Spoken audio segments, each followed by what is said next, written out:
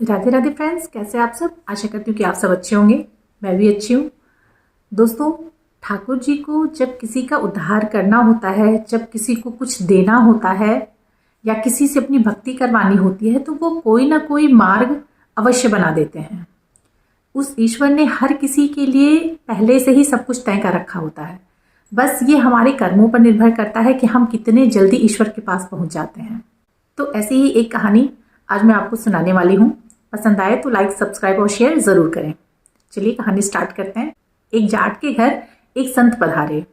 संत भूत पहुँचे हुए थे और उनको अच्छा लगता था कि हाँ, लोग ईश्वर की भक्ति करें। जिसके भी घर जाते थे उसको कुछ ना कुछ अच्छा सा ज्ञान देकर ज़रूर जाते। तो उस जाट का घर गांव के बाहर पड़ता था। वो अपने खेतों में ही अपना घर बनाकर रहता था और उसके बगल में एक और घर था। बाकी घर और दूर हुआ करते थे। तो जब संत उसके घर पहुँचे तो उसने बहुत प्यार से संत की सेवा करी। संत उसकी सेवा से और उसके सत्कार से बहुत ज़्यादा प्रसन्न हुए और उन्होंने सोचा कि इसको कुछ राम नाम देकर इसका उद्धार किया जाए। तो उन्होंने उस जाट से कहा कि तुम प्रतिदिन एक नियम बना दो कि तुम बैठकर आधे घंटे के लिए प्रभु के नाम की माला जप। जाट ने कहा, नहीं, मुझसे तो ये नहीं होगा। मैं खेतों में काम करता हूँ। अगर मैं आधे घंटे माला जपने बैठा तो मेरे काम को बहुत लेट हो जाएगी। तो संत ने कहा कि ठीक है, तो तुम ऐसा करो, अगर तुम माला नहीं जप सकते हो तो तुम प्रतिदिन ठाकुर जी के दर्शन कर लिया करो। मंदिर चले जाओ, वहाँ दर्शन करके आ जाओ। तो जाट ने बोला, नहीं, मंदिर तो गांव के एकदम से बीच में है और मेरा घर एकदम किनारे है, मेरा खेत भी किनारे है, तो मैं गांव में उतनी दूर नहीं जा सकता हूँ, वो भी मैं प्रतिदिन नहीं जा सकता हूँ। ऐसे जितने भी उपाय उस संत ने बताए, उस जाट ने सब में कुछ ना कुछ अपनी परेशानी बताकर मना कर दिया। अब संत ठहरे दयालु। उन्होंने सोचा कि इस जाट का तो उद्धार करना ही चाहिए। मैंने इसके घर भोजन ग्रहण किया है तो मैं उसे कुछ ना कुछ तो अच्छा देकर जाऊं, जिससे ये ईश्वर के चरणों में इसकी अनुरक्ति बढ़ जाए। तो उन्होंने पूछा कि अच्छा, तुम बताओ कि तुम क्या कर सकते हो। तो जाट ने कहा कि मेरे बगल वाला घर कुम्हार का है, मैं सिर्फ इतना कर सकता हूँ कि मैं उसको देख कर कुछ कर सकता हूँ। तो संत ने कहा, ठीक है, ये तो बहुत अच्छा उपाय है, तो तुम एक नियम बना लो, तुम बिना उस कुम्हार को देखे भोजन ग्रहण नहीं करोगे। जाट ने सोचा कि चलो, ये तो ठीक है, ये तो मैं कर ही सकता हूँ। उसके बाद वो संत वहां से चले गए। अब जाट का ये नियम बन गया। जैसे ही उसकी पत्नी आवाज लगाती कि आइए भोजन कर लीजिए, वो तुरंत अपनी दीवार से चढ़ के उस कुम्हार को देख लेता और आके भोजन ग्रहण कर लेता। ये उसकी नियमित दिनचर्या बन गई थी। तो एक दिन ऐसा हुआ कि किसान को जल्दी खेतों पर जाना था, तो उसकी पत्नी ने भोजन जल्दी तैयार किया और उसको आवाज़ लगाई कि आइए भोजन कर लीजिए। किसान फिर चढ़ा, दीवार से देखा तो वहाँ कुम्हार नहीं दिखा। अब वो परेशान, वो उसके घर गया और उसको पूछा कि कुम्हार कहाँ है। तो लोगों ने बोला कि कुम्हार गया है मिट्टी खोदने के लिए। अब तो जाट को बड़ी परेशानी होने लगी। उसने पूछा कहाँ गया है, तो लोगों ने बताया। अब वो भागता हुआ जंगल की तरफ गया जहाँ वो कुम्हार गया हुआ था।